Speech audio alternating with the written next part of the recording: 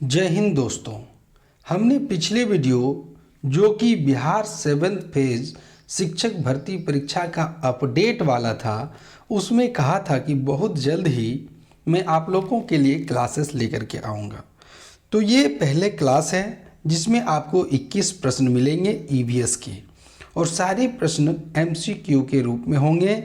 और अगर आप बिहार 7th फेज की तैयारी में जुड़े हैं तो आप सही जगह पर आए हैं।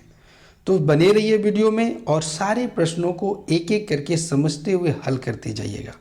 आप कॉपी कलम लेकर के बैठ जाइए और जैसे ही मैं क्वेश्चन बोलूँगा और ऑप्शन आप देखेंगे, आप फटाक से टिक लगा लीजिएगा। कुछ ही क्षण में मैं आंसर भी बताऊंगा, आप अंत में मिलान करके हमें बताइएगा कि आपको 21 में से कितने प्रश्नों के उत्तर आते थे। और सारे के सारे प्रश्न मैंने एनसीईआरटी बुक से लिए हुए हैं, तो एक भी क्वेश्चन कहीं इधर उधर से नहीं लिया है हमने, आपकी अच्छी तैयारी के लिए। तो शुरुआत करते हैं। हाँ, एक बात और कि भले ही यह वीडियो मैं बिहार 7th फेज शिक्षक बहाली के लिए बना रहा हूँ, लेकिन उन विद्यार्थियों को यह वीडियो भी लाभकारी होगा जो सीटेट की तैयारी कर रहे हैं, बिहार टेट की तैयारी कर रहे हैं और झारखंड टेट की तैयारी कर रहे हैं। उन्हें भी यह प्रश्न लाभकारी होंगे। क्यों? क्योंकि यह प्रश्न सारे के सारे प्रश्न एनसीईआरटी बुक से लिए गए हैं। तो देखते हैं पहले प्रश्न को। पहला प्रश्न है, कर्क रेखा किस राज्य से नहीं गुजरती है? और ये प्रश्न पूछा जा चुका है सीटेट में। ऑप्शन देखिए आप, राजस्थान, उड़ीसा, छत्तीसगढ़, त्रिपुरा। आपको उत्तर देने हैं। उम्मीद है आपने उत्तर का चयन कर लिया होगा। तो जब आप इसका शॉर्टकट जानेंगे, जो इसका ट्रिक है वो है मित्र पर गमछा झाड़। क्या है, मैं लिख करके आपको दिखाता हूँ। मित्र पर, मित्र यानी मिजोरम, त्रिपुरा, पश्चिम बंगाल, राजस्थान, गुजरात, मध्य प्रदेश, छत्तीसगढ़, झारखंड। तो ये जो 8 राज्य हैं, मिजोरम, त्रिपुरा, पश्चिम बंगाल, राजस्थान, गुजरात, मध्य प्रदेश, छत्तीसगढ़ और झारखंड, ये 8 राज्यों से कर्क रेखा गुजरती है।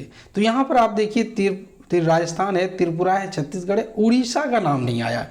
तो हमारा जो सही उत्तर होगा ऑप्शन नंबर बी हो जाएगा, यानी कि उड़ीसा।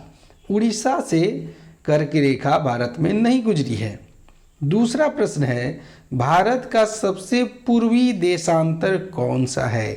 तो ये जो पूर्वी देशांतर है भारत का, वो है 97 डिग्री 25 मिनट। क्या है? 97 डिग्री 25 मिनट। तीसरा प्रश्न है, उत्तरांचल, उत्तर प्रदेश, बिहार, पश्चिम बंगाल और सिक्किम की सीमाएं किस देश को छूती है? अगर आप बात करें उत्तर प्रदेश, बिहार और उत्तरांचल की, तो वो चीन से तो नहीं छूता है, चीन से तो टच नहीं करता है, भूटान से भी टच नहीं करता, और म्यांमार जिसको हम लोग बर्मा के नाम से भी जानते हैं, वहाँ टच नहीं करता है। और ये टच किससे करता है? नेपाल से। यहाँ पर आपको उत्तरांचल कह देगा, आपको पूर्वांचल कह देगा। तो ये सभी उत्तर प्रदेश, बिहार से वो सभी राज्य जिले आ जाएंगे जो नेपाल की ओर सटते हैं। तो आप उसे उत्तरांचल या पूर्वांचल भी कभी कभी आपको नाम देखने को मिलेगा। तो ये सही उत्तर हो गया नेपाल। चौथा प्रश्न है कि ग्रीष्म अवकाश में यदि आप कवरती जाते हैं या जाना चाहते हैं तो आप किस केंद्र शासित प्रदेश में उतरेंगे? तो ये जो कवरती है वो लक्षद्वीप में है। कहाँ पर है? लक्षद्वीप में। वो पौंडीचेरी में नहीं है, अंडमान निकोबार में भी नहीं है, दमन द्वीप में नहीं, ये कहाँ पर है? लक्षद्वीप में है। पांचवा प्रश्न है, मेरे मित्र एक ऐसे देश के निवासी हैं जिस देश की सीमा भारत के साथ नहीं सटती है। तो आपको ऐसा देश खोजना है जिसकी सीमा भारत के साथ नहीं सटती है।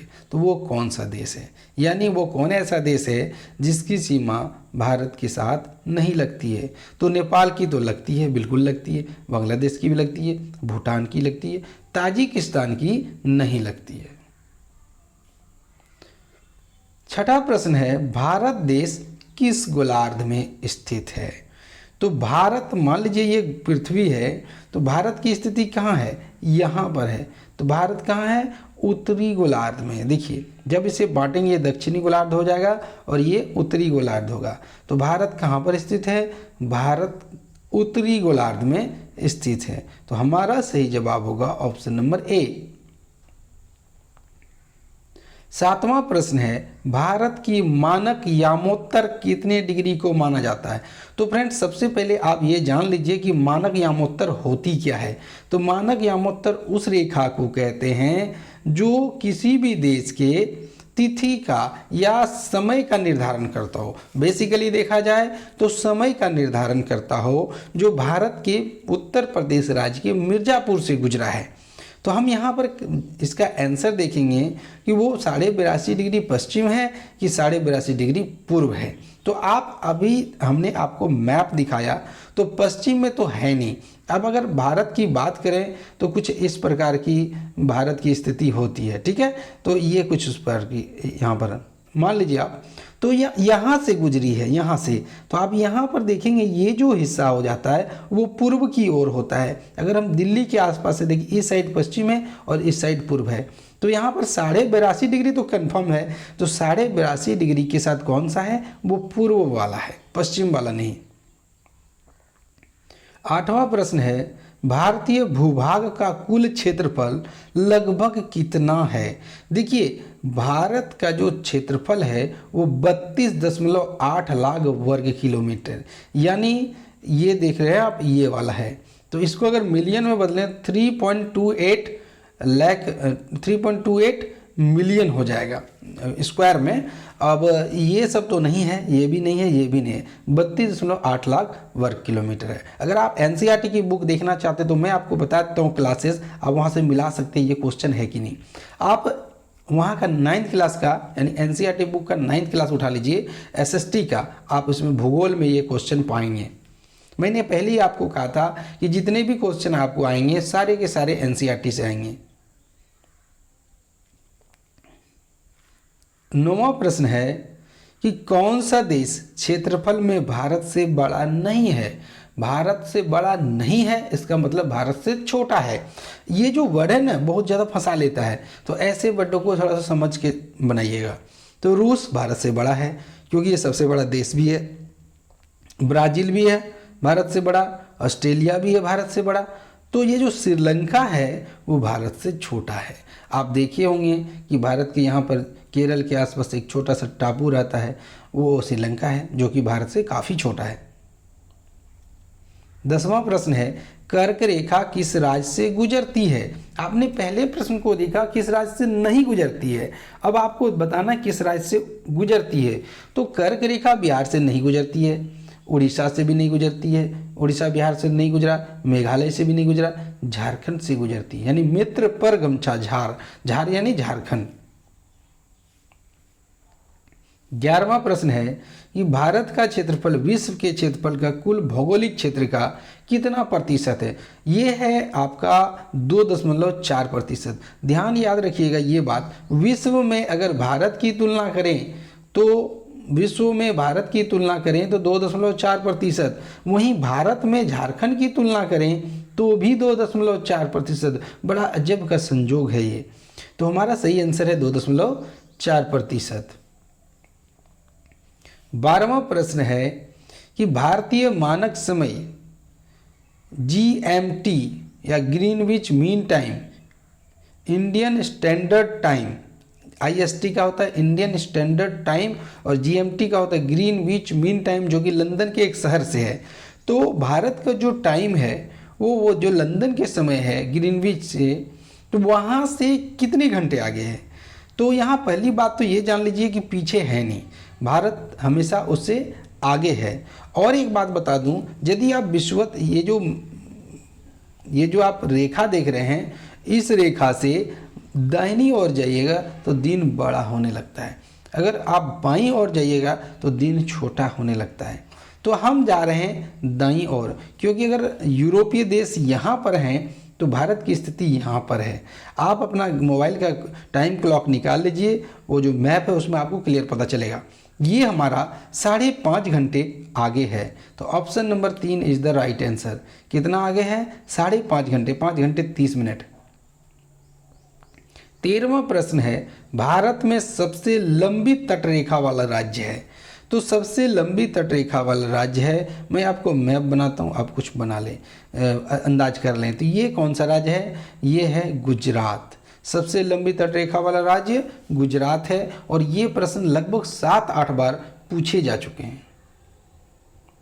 14वां प्रश्न है, इनमें से कौन देश भारतीय उपमहाद्वीप देशों की गिनती में नहीं आता? यानी भारतीय उपमहाद्वीप, जब भारत अखंड भारत था, जब अशोक के समय में भारत था, तो अफगानिस्तान तक फैला हुआ था। तो आपको बताने हैं कि इसमें कौन सा भारतीय उपमहाद्वीप में नहीं आता है। तो भारत तो आता है, बांग्लादेश भी था, पाकिस्तान भी था, लेकिन चीन कभी भी उसका हिस्सा नहीं था। 15वां प्रश्न है, भारत और श्रीलंका को अलग करने वाली जल संधि है। भारत और श्रीलंका, यहाँ पर भारत की स्थिति और श्रीलंका यहाँ, इसके बीच में एक स्ट्रेट है जिसको हम पाक स्ट्रेट के नाम से जानते हैं। उसको किस नाम से जानते हैं? पाक जल डमरू मध्य या पाक जल संधि।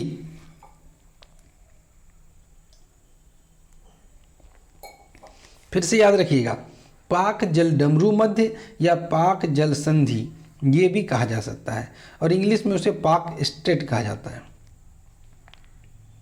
16वां प्रश्न है, क्षेत्रफल की दृष्टि से भारत का विश्व में कौन सा स्थान है?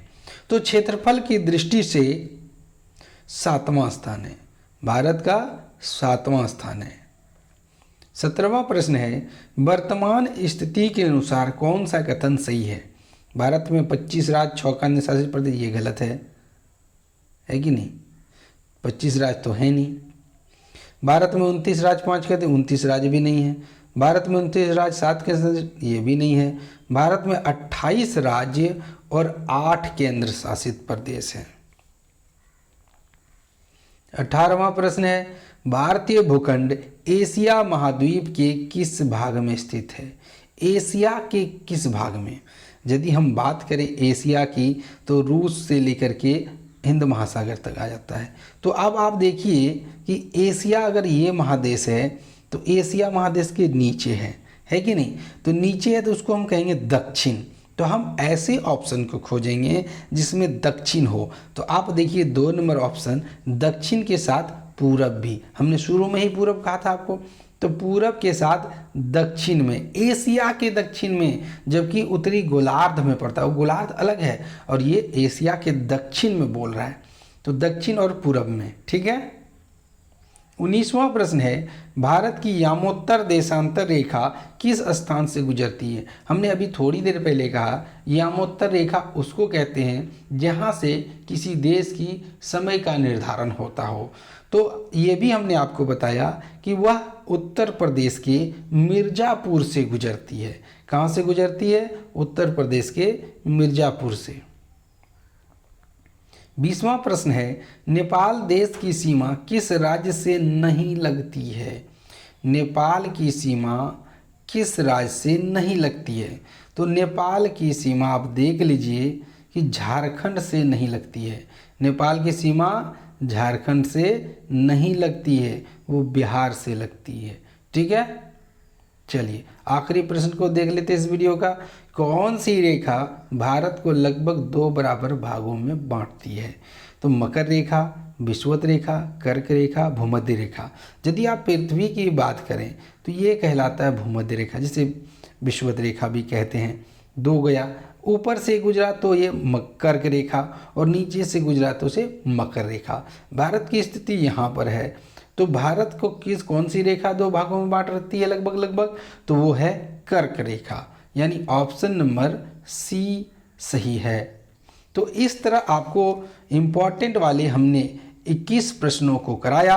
अगर वीडियो अच्छी लगी हो तो जल्दी सब्सक्राइब कर लो, जो नहीं किए हैं। जो कर लिए हैं वो हमें कमेंट करके बताओ आज का वीडियो कैसा लगा। और अगर पसंद आ रहा है तो लाइक करो, और बेल आइकन अगर मिस कर गए वो दबाना तो वो दबा लो, क्योंकि कल फिर एक वीडियो आएगा। आपको पर डे एक वीडियो आएगा। अभी ईबीएस का मैं कराऊंगा ताकि ईबीएस का पोर्शन आपका अच्छा हो जाए। तो मिलते हैं अगले वीडियो में, तब तक के लिए धन्यवाद।